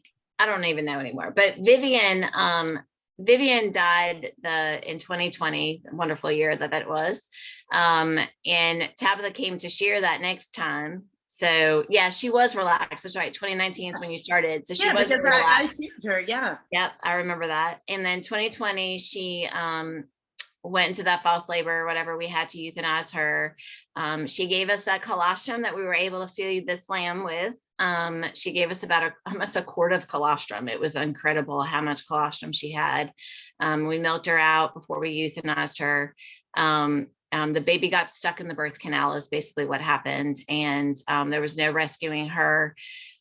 She was the sheep that, nobody could get near but me. She was my baby. And she was incredible. She was very relaxed around Tabitha. Just a unique personality, just kind of like, how when you get that one and they come to you and they just are yours, that's how close I was with her. One of the hardest pictures I look at on my farm is the day that we had to euthanize her, just the look that she gave in my eyes, it was heart-wrenching, and it still is to this day. But Tabitha came back the next year to shear, and Violet was just the most incredible sheep. She's just so chill and so awesome. She looks so much like her mama. And some days I have to do a double take. She just looks very much like her. And Tabitha turns to me and says, she says, "You need to do this breeding again." And I just said, that's what I was doing. And, lost Vivian and to get more. And so she is like a mini Vivian, and she's just the sweetest thing ever. She's one of the best sheep, and her baby Veda that Tabitha named is just as awesome. Super loving. And the lady who came wanted to buy her, and I was like, nope, not for sale. Sorry, you can't have her. So I don't care what kind of money you got. That's not, she's not leaving this farm. And I don't know that I'll be able to get through it of the significance. And I know you're skirting over it. I am. I didn't want to cry, Tabitha. Go ahead, make me cry. But it was just, I'm not even going to be able to talk. But it was just like, while I was shearing Violet for the first time, it was like, I was on the phone with Amy. Like, I knew how upset she was about it. And it was like, as I was shearing Violet, I knew how important it was to her. And I think the two of us were like on bated breath, to see if Violet was going to be the same. And, I was like halfway through shearing and I'm like crying, like we both like looked at each other. And I'm sure there was like people helping us, like, what is wrong with you two? But like, it was just, it was what Amy was breeding for. And it was, it was a shame. But the beautiful thing is, like, then she has Violet, to carry it on. And Violet was exactly the same. She was so nice and calm. And that very first picture is my most favorite of like, I got done shearing her. And so now as our like tradition, every time we have to leave, because here's the thing, and I'll make myself laugh. Like Murphy's Law as a shearer is, if you think you're going to save your best sheep to shear last, they turn into a piece of shit. And then you're like, oh, it's like Murphy's Law. It's always that last one's going to give you a hard time. So I swear every time we're like on bated breath and we're like, we're going to leave Violet to last. And I don't know if we intentionally left her to last the first time, but now Violet is always the last sheep that I shear because she is always good no matter what. And it's just a joy. I can relax because she's not tense. It's just like a very, very pleasurable experience and a great way to end everything. And so now we always take this picture when I'm done shearing Violet, when you finish with them, they're kind of in the sitting position. And then, so I'm always hugging her and we always take a picture that way. And actually this time, wasn't that her? She was laying down. I think so. I don't know, but she's just so chill with you. we got like a bunch of pictures. Like she was just sitting there. She was like, do I get up now? So it's kind of like our tradition now, but it really is rooted in a lot that means to both of us. And then of course that was her 2020, and then my 2021 just went to complete shit. So we talked both about a lot of that as well. So I do want to say one thing that I almost forgot to say. My farm logo is the silhouette of Vivian. I'm a photographer. I did photography. I still am. I don't even know what I am, but I designed my farm logo, and that's Vivian, for those of you who ever wanted to know. And yeah, so she still lives on. Oh, absolutely. And of course, she lives on in Violet. And then what Amy was saying was, then of course, Violet got old enough that she was able to breed Violet. And then the first two lambs that Violet had, she had a ram lamb and a ewe lamb. And then Amy gave me the opportunity to be able to name them. And then the fun thing is, as breeders, we all have themes. And so with Amy, if the mom, Vivian, then it was Violet. So the babies are all with V's. So many of I love like my, Vikings, not that it's my heritage at all, but I just absolutely love that. So I remember Googling, and then that's, Valen and Veda were the two babies that were out of Violet, this past year. So I was so excited to be able to name them. And so we have this like whole long weird connection, with this sheep, of course. And so Tabitha, wait till you see Valen's fleece. Really? Holy moly. Yeah. I did castrate him, but man, it is so pretty. Well, really so nice. this is an interesting thing, just like a total geek fact for you guys. Yeah. So really, when you take an animal like a male sheep that would normally be a ram or a breeding animal, which he very well could have been, and Amy was really trying to decide. She did try to sell him as a breeding animal, but unfortunately, the men in the livestock world are not very sought after. Praise women, right? It's like a woman's world in the livestock world. You look at it, we only really need like one guy for like a whole lot of ladies. And so they really, really like have to, meet that mark. And he could have, but at the same time, there's much fewer people that are looking for new breeding stock. Anyway, so she gelded him. But here's the interesting thing from a fiber perspective, your best fleece is I said gelded, sorry, I'm in llama. Okay, I was like, but your best fleece is going to come off your castrated animal. So in sheep, a sheep that is castrated is called wether. And the reason why that is because they have no bodily requirements. They're not breeding. They're not birthing, like they're just living the good life. And so everything that they eat, all of their nutrition is going into their fleece, as opposed to being distracted, if you will, by all the other things that rams and ewes do. So they really, really can make amazing, amazing fiber pets that way. Oh, they're great fiber pets. But Valen gets to stay here. So he's not going anywhere. And then his sister, Veda, her fleece is really awesome. I can't wait for you to see it. But anyway, that's kind of the whole, that's kind of the whole deal. Like they are just really fun animals, and I just love them for their personality and their temperament. And so why don't you tell everybody the phone call or whenever, I don't even know when you told me, or what your whole idea was and how we arrived at the yarn that we have here. So we, I didn't tell Tabitha this, she didn't know this, but I saved all of the fleeces that Tabitha sheared. And I never sent them off to be yarn for Violet. So Violet's fleeces stayed here at the house and they never got sent off. And then I approached her about a year and a half ago. Let's do a collaboration yarn. Let's take Violet's fleece and maybe some of the llamas that you love the most, and let's kind of blend them together and see what we get. And so that's kind of what we did here. And I'll let you kind of talk about the rest, since you're the yarn expert. I'm just kind of figuring it all out still after 6 years, but well, and that's the difference a little bit too. It's always interesting. Again, I wanted you guys to have a different perspective of Amy is more like a hobby farm, and in the sense, don't get me wrong, whatever she's creating and she sells, that's going back to help feed the animals, because essentially these are like children that don't really provide a whole lot. Well, they're like children that don't provide income, like your two children, your two daughters, like they freeload off your farm and they eat their food, and maybe they do some chores, but everyone's got to earn their keep, right? So I haven't gotten the sheep to learn how to clean up after themselves. So if y'all figure that out and let me know, I tell them all the time, like, if you guys could just figure out for me to clean your room and I don't have to do it, I would be just super happy. And they look at me. And I'm sorry, but sheep and goats are the worst, because on my farm, of course, llamas and alpacas, they use a communal dung pile. So at least they go to the bathroom in centralized locations that make it very easy to clean up.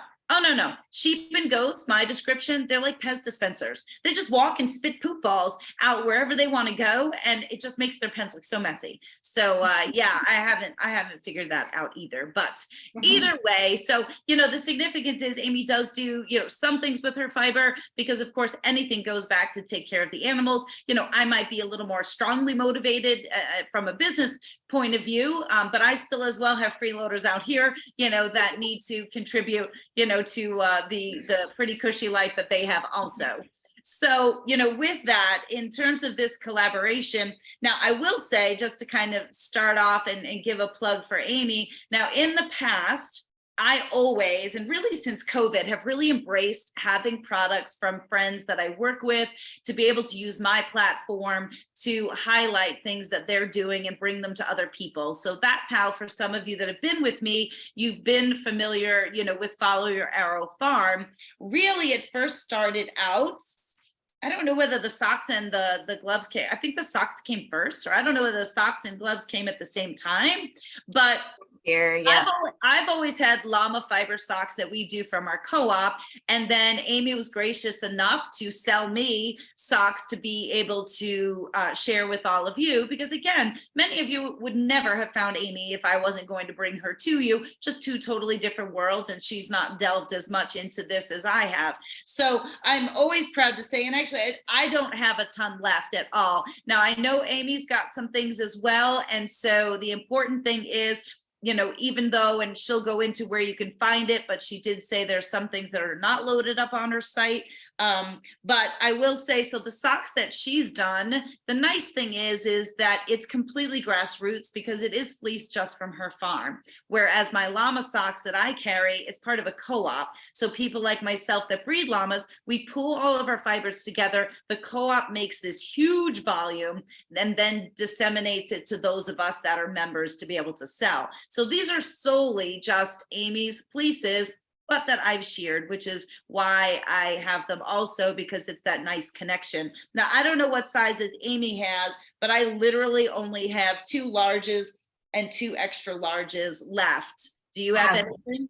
1 large left and 2 that I dyed. That's it. That's all I have left from like 60 pairs of socks. Okay. But I am getting more sometime in the middle of January. I do have more gloves that are here now. They're just not on my website, y'all. I'm so sorry. It has just been with that bottle lamb. And I've got one to show, but so okay. The moral of the story is, though, guys, it's still winter, and between the two of us, we don't have a lot.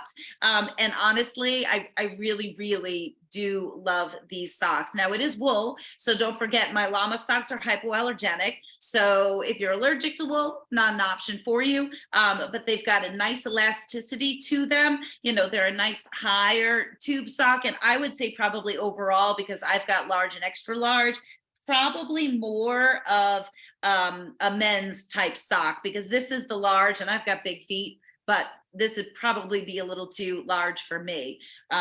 So that's what we've got. And then Amy, I was so excited about these. Like, honestly, I'm even super jealous. And I told her super, super jealous of the gloves that she did. And I want to try to be able to do them as well. But then last year she did gloves using her same fibers. And there was women's, men's, those, oh my gosh, guys, fingerless mitts are my jam, especially on the farm. I like having my fingers to be able to like move around and do things, but I will say also her fingered gloves, you have a lot of mobility. Now I only have 1 large size. I only have 1 men's glove left. So you can see, I mean, it's too big for me. So Yep. I only have one men's glove left on my site. But what do you have? I just got my shipment in from this past year's socks. I mean, and excuse me, this year's gloves. And this year, all I did was the fingerless, the ladies and the men's. And I've Okay. got however many are sitting here. But we did blend it with a little bit of merino this year. And the reason why we did that was just to give it a little bit more memory and a little bit of loft. And so I really like these. So like I use my fingerless gloves in that 9 degrees and all that crazy stuff. I use them working with my students, outside. So I really love my fingerless gloves. I wish I would have gotten more of them. Of course, they, you only spend what they have, and they kind of go on previous orders. So they're big. What I do is I send my fiber to Zeilingers in Northwest Pacific. Well, Yeah, I don't even know what state it's in. I can't think. I want to say it's Michigan, I think. Yeah. And then they're awesome. Like John and April are incredible people to work with. And so I get the yarn goes to the mills to spin. So one mill does the gloves and the other mill does the socks. And the socks also will have a little bit of merino. This year socks will do that. I was trying something different. You just learn a little bit every time you do stuff. So those aren't from my farm. They're from a farm in the Midwest somewhere. They're American merino. So that's kind of neat. So those will be in the next couple of weeks or so. So just kind of stay tuned for that. But yeah. Don't forget though, guys, you can also, of course, and please do, follow Amy at Follow Your Arrow Farm. Do you have an Etsy site? Yeah. Yes. There's an Etsy site.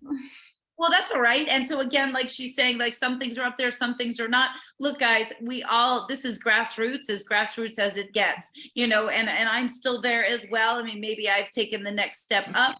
But as you guys all know, and I know you guys love to support those of us that are, in the field, have the animals, doing the farming. And the cool thing is that all of the fleeces that she's working with at this point in time now, since I've been shearing for her since 2019. So this is my hand in it as well, so of course you're supporting both of us in that sense.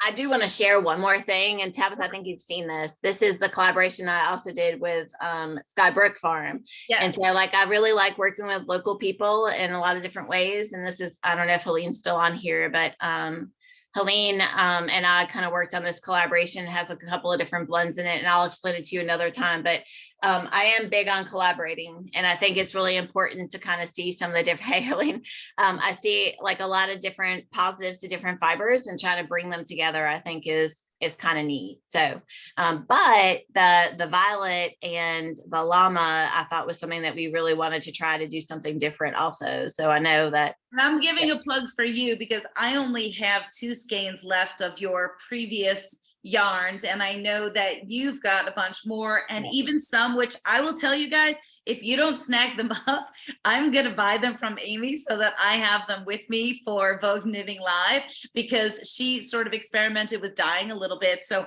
I only have 2 skeins left of her lamb yarn from last time that she processed it, and then she took a bunch and did some dyeing and it's got some cool colors. Those I believe are up on your Etsy site, correct? Think so. It's maybe. all right. Here's the beautiful thing. You can find her email, you can chat with her, because both Amy and myself as small people, we love talking to you guys. So even if you want to explore what she has and support her in that way, absolutely you can. So we're going to quick flash forward, of course, to our collaboration, which actually that was really good that I held that and then I held this. So I don't want to spend a ton of time. You guys have had the background story. Now, here's a little bit. Essentially, what was created was a bit more of a sport weight yarn. So I have Amy's listed as a fingering weight because it's much more true to what I would call a fingering weight. Now, part of the challenge is when you work with different mills, they all have a different standard. And so that's sometimes when you're really working with grassroots people like ourselves and farm to yarn, there's a lot of differences that you have to embrace because this is not mass commercialization. So the yarn that we created, it ended up being 56% llama and 44% violet. And so on my end, what I did was I went through my fleeces to try to find, first of all, the nicest fleeces that I can, because my mill does something called dehairing, which means it runs through a machine and you're able to separate out the guard hairs from a llama fleece. So when you look at a llama fleece, you've got these outer guard hairs and then you have the softer down. And those outer guard hairs are much like our gray hairs. So they don't really conform, to the whole general process. And you can tend to see a little bit of it sticking out. And of course, it's coarser. So dehairing is something I do 100% with all of my fibers, alpaca, llama. So finding my nicest fleeces for more of the New World camellids that we breed for, that have a much lower percentage of guard hair, and then the guard hair that they have is also a smaller percentage and softer. So that was kind of my goal. And then of course, to get a color to complement the Gotland of this like gorgeous steel gray. So what that meant on my end is I was looking for steel gray fleeces that I had, which are very unusual. And then I was also doing a lot of white and black, or black and white paint fleeces, because of course, black and white, you're going to get gray. So it was fun on my end to be able to get these fleeces together. I can't tell you that anywhere necessarily from my farm. I have to go back and look at my records, but all of the fleeces I utilized were what I sheared. So sent those off to the mill. They met Violet's fleeces at the mill. And then all these months later, we finally get them back. So here's what I am going to share with you guys, because I think it's an important part of the story. And also as you go to our site, it will reflect a bit in the pricing. So interestingly enough, everything doesn't always come out perfect, right? And so what we want you to remember, of course, is the story behind this. And then the fact that this is all handmade, really, even when it goes to the spinner, even when somebody at the mill, it is all being done by hand. And so there are always factors with that. So I think what's important is for Amy and I to both say, first of all, it really actually does have a lovely, lovely squish factor. You can absolutely feel the difference between even her 100% lamb yarn and then the yarn that we created with the Llama Gotland blend. The color is absolutely gorgeous. It's on point, like a really, really rich steel gray. The part that we were both disappointed about was in the spinning. And so it's a bit overspun to our liking, and meaning there's a little bit too much of a twist in it. It's a little too tight in that sense. Now, we also could be partially being overly picky, but I think what's important is you guys are my community. You know what to love and expect from me. And I don't necessarily feel like this is exactly what we would have hoped for and put out, but it's still 100% usable, lovable. It still has the story behind it, but I feel like I needed to make sure I shared that because you just have to keep that in mind. So I feel like even I'm probably being more overly critical than I should, but it's like that same thing we just talked about, I think last night with Christina from Chelsea Yarns, perhaps. You have in your mind what you expect it to be like, and then when it shows up on your doorstep and it doesn't meet that image, it's that deflation at first that you're like, ugh. Plus, for me, it was a bit more about the spinning. It has nothing to do with the blend. It has nothing to do with the color. I think a little bit of the fault here was in the actual manufacturing of it, and we can't go back and change it. So with that, what I want to tell you guys is if you go to my site, that's why the price is so low. We did not feel like we could charge what we would normally charge for it. It, again, is totally usable, but we both stand behind a quality product, that we put out there for you guys. And so when you look at it, basically, I've got it on my site. Amy doesn't have it up yet. You're supporting both of us. But what I would say is the opportunity is there for you guys to grab anything from me. This was totally limited. And honestly, I know it's a bit more disheartening for Amy because these are fleeces she can never get back, right? For me, these weren't necessarily all my animals, and I had more of a fun part of the process. And so again, we really hope, I will say, actually, Amy, I didn't tell you this. This is a funny little story. I know we're going all over the place. So today, as we're loading it up on the site, I hadn't even set the price yet. Amy and I still hadn't even talked yet. There was a blip a blip in time. Actually, I don't have Elizabeth. I got to get your face on here because I don't see you on the top of my screen. There she is. There she's like, I'm right here. There was a blip in time, folks. A blip in time in which it got turned on the site with just a random price that we put it at, much higher, mind you, of what it was marked at. I get a text message from Jill. She goes, holy shit, is Elizabeth just sitting at that computer waiting for something to pop up? How the hell did she just buy 3 skeins of yarn? And I didn't even intend that. And I'm like, I'm on the text. I'm like, oh my God. I'm like, how did she buy it? I didn't even give you a price. She's like, I don't know how she bought it, but she bought it. I don't know what to do. I'm like, look, it's fine. She goes, it's turned off. She's like, I'm so sorry. So this child, I finally get to talk to her later. I'm like, what were you doing? Just watching the site all day long and just waiting? So she says to me, she's like, well, I knew you put up that turkey red. She's like, and I knew you put it up with like not a picture because it was like incognito for just those of us that would be in the know. She's like, I knew you were going to do that with Amy's. She's like, so I kept watching for it. So anyway, mind you, kudos to Elizabeth. She's like, I did not want to have cart napping happen.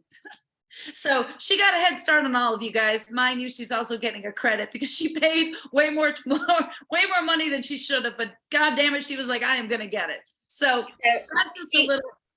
Elizabeth comes to my farm every time you shear.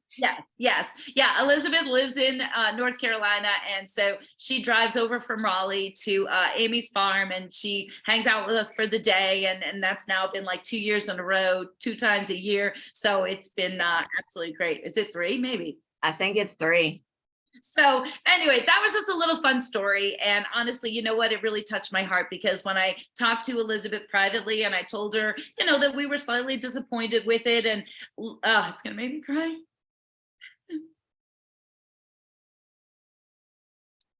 Don't do this. No, because it was so sweet. Because literally what she said, she says, I don't care. She says, I don't care what it looks like. She's like, I just want Violet. So you know, I know, see, I told you.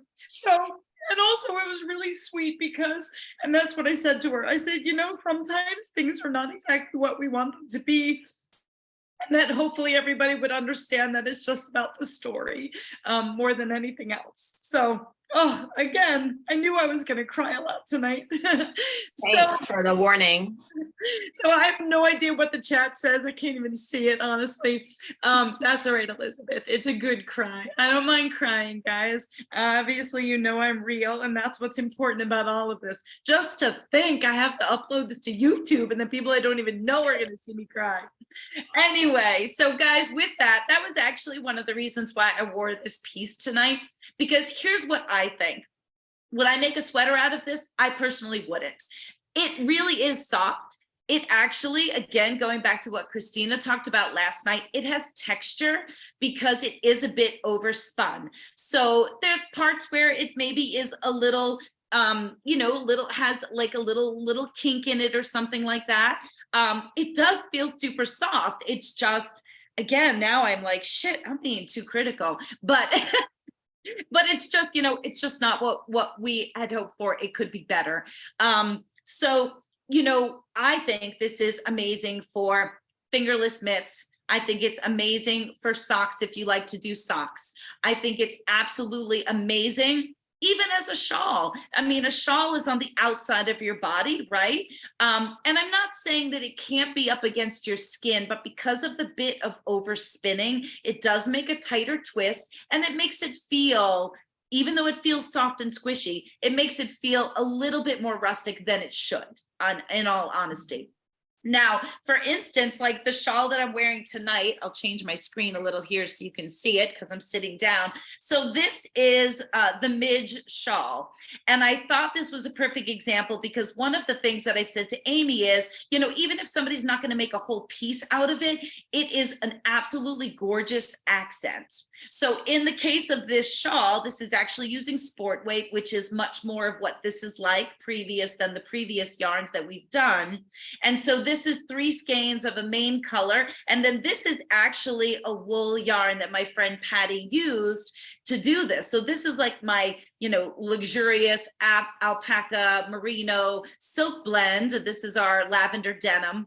And then this was a one-of-a-kind Rambouillet wool that we did that she used as the accent. So it's 3 skeins and 1 skein, still following our 200 yards. So I just wanted to wear this because I thought it was a perfect example of how this can be something that you can stripe, something that you would incorporate into a sweater, or something that you can incorporate into a shawl if you didn't want to make the whole thing out of it. And the most important thing is that everything has an application. Now, I will say, if anybody on here is a weaver, or if anybody's watching this and you're a weaver, Amy honestly was like, look, even if it doesn't sell, this honestly is an amazing yarn for weaving. I just know that the majority of my community are not weavers, but if anybody happens to be, this would be absolutely perfect for it as well. So I know, and then Amy's going to jump in. So that's really just the explanation we wanted to give you guys. But here's the other thing too. Right now, there's no picture up. I'm not putting a picture up. I'm only making this accessible to you guys, again, like the other yarn, until tomorrow night, at which point then I'm going to pull it down, merely because, again, in all honesty, I don't want somebody buying this without either of us having the opportunity to explain. And that's because we stand behind everything that we put out there. So it's not like it's going to go away, but it is only up right now for you guys. Remember, you have your coupon code. It's only going to be available. I only have 21 skeins. Then the overflow will go to Amy, because Amy does have more, but I think all in total, we only have 42 skeins. Yeah, So it's like a lighter weight and a thinner weight or something like that. Honestly, Amy, I'm putting it all through, and basically as people order, we'll just, what happened was some of the yarn was we weighed them all. So some of them were like slightly a little chunkier. Some of them were a little thinner. We actually even have 1 skein. It's kind of a rogue skein. It's actually much more like a fingering weight. So, this is how we have to kind of navigate it. So again, I've got 21 skeins. They're up for grabs until tomorrow night. Well, 18, sorry, Elizabeth has 3. I see her. She's like, no, not 21. And then again, whatever, after that point, if you happen to try to go shop and you can't grab one, then just, of course, let us know, because then Amy's got the rest. So that's how we're handling it. So again, it's only up until tomorrow night, and you'll see it is greatly reduced in price. It's $27.50 with your discount. That's going to bring it down to about $25. And really all Amy and I are looking to do is share it with you, cover our costs, and it's a learning experience for everybody, for sure. And it's just proof positive that this is really what making yarn is all about. All of the stuff that you get from the big commercial companies and all of that, that is so mass produced, and human error just gets thrown under the rug. So this is a beautiful mistake, just as we were talking about last night. It's a perfect example. So I just wanted to be able to offer that explanation, but I really do have to say, guys, it really is very squishy, 100%. So you can really feel the llama in it. The color is absolutely gorgeous. So that's that. You wanted to say something about weaving. I saw and you know what I will say too. So Janet, it really does have a bit more of like a hand spun feel, in all honesty, for somebody that's just starting out spinning. I mean, that's the reality of it. Amy and I were kind of like, it reminds me of my first spinning. So, and it's true, it's absolutely true. So there's definitely a very, unique characteristic about it that way, for sure. Yeah. And, those of you who are weavers in this group, which I don't know how many do that, like, taking it and making like squares out of it, I think would be really cool too.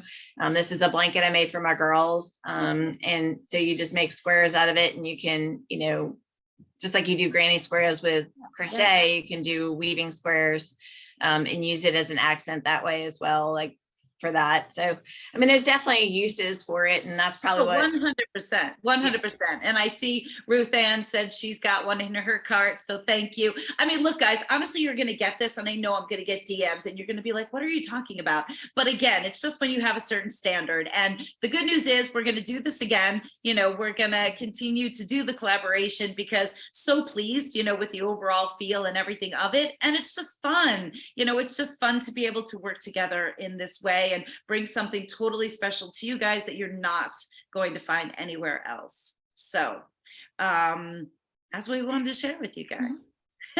Do you, as we wrap up, do you, because then I'm going to just do a couple little quick housekeeping things.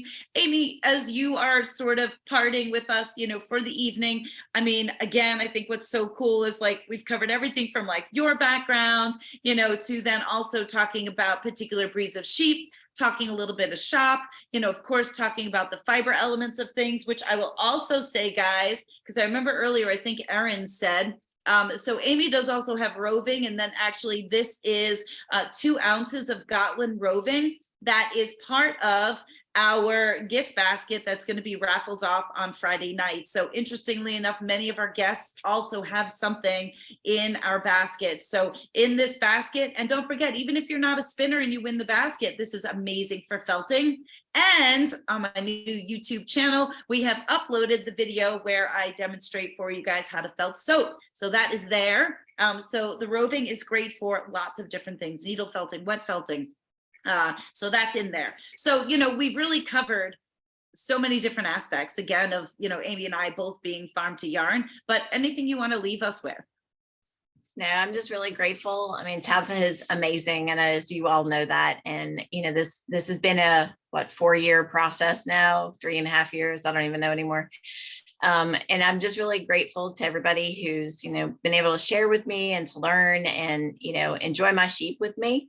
And if you're in the neighborhood and you ever want to just stop by, just give me a holler. Usually, we have farm visits, and then we try to do a farm shearing day in the fall. And, so if there's ever anything that you need, just don't hesitate to reach out to me. And thank you so much to Tabitha for hosting. Oh, absolutely. My pleasure. And, I will say, guys, don't forget, as we started out the program, and if there was anybody, we've kind of been jumping all over the place, guys, but don't forget too, fleece and snow perfectly goes along with our topic for tonight, talking all about sheep, all about fleece. So our second candle drop of our new custom scent fleece and snow is now available. So that will be there. There's only, I don't know, we start out with 24 and I think we're like down to 20 already. Again, don't forget also that I shared with you guys the brand new pattern that Lori Kimmelsteele has done for us. And as I mentioned to you guys, exclusively just for you, in bulky weight, you will find on the website Celestial Sky. That is not going to be available till the end of January, but only you guys can pre-purchase that. I promise it's coming. It's already being done. I will be getting it back shortly. You need 2 skeins for this pattern. Super, super simple knit. But again, as of tomorrow night, midnight, both the Gotland yarn will come down and the opportunity to snag the Celestial Sky in bulky will come down. I'm only putting that up there for you guys or for anybody that's watching this, as it's been recorded and loaded up to YouTube. So pattern always comes free with the appropriate purchase of yarn. You guys have your holiday life, your code for 10% off, again, good through tomorrow midnight. So those are the early things that I showed in the beginning of the program. Don't forget, I've got some of Amy's socks on my site, but if that runs out as a result of the program, then be sure to hit up Amy, and she has, you have just 1 left until you get your new shipment, but she's got more coming. On the other hand, I only have 1 pair of men's gloves left. She's got the full new shipment. So go bang on her door, because I know I will be. And then whatever she's got left over, I am going to be damn sure to get some of that in my hands for when I am at Vogue Knitting Live in February. Don't forget, guys, we still have 1 more guest. Tomorrow evening is Christy from Birdie Parker Designs. So my bangle that I wear all the time here with the knit stitches on it. So she does amazing jewelry, mostly in sterling silver.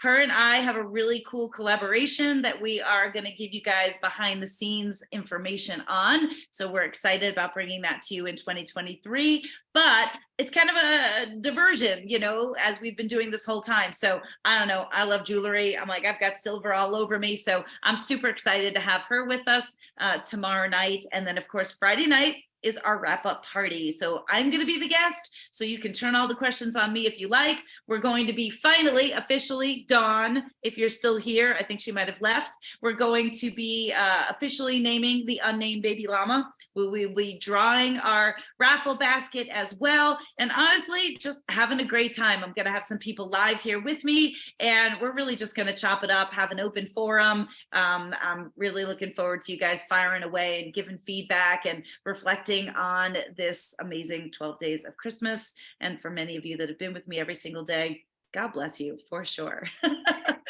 So I think with that, you know, again, it is our bewitching hour. So just want to say thank you so much to all of you.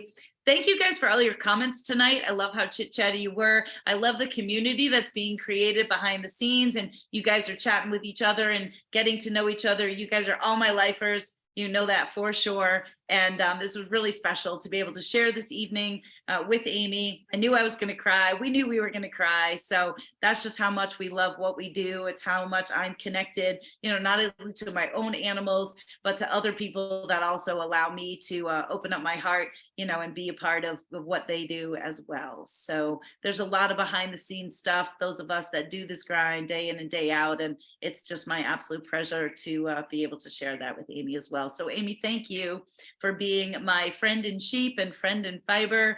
And I think I love how much our relationship has developed over the years, and I appreciate you so much as well. Thank you. And I'll tell you this, everybody, there's a huge difference in sharing, and Tabitha is it. Thank you. So thank you. Thank you. All right, guys, before we cry again, much love to all of you. Enjoy the rest of your evening. I look forward to hearing from you guys about tonight's session, and we'll see you again tomorrow night, 7 p.m. Don't forget.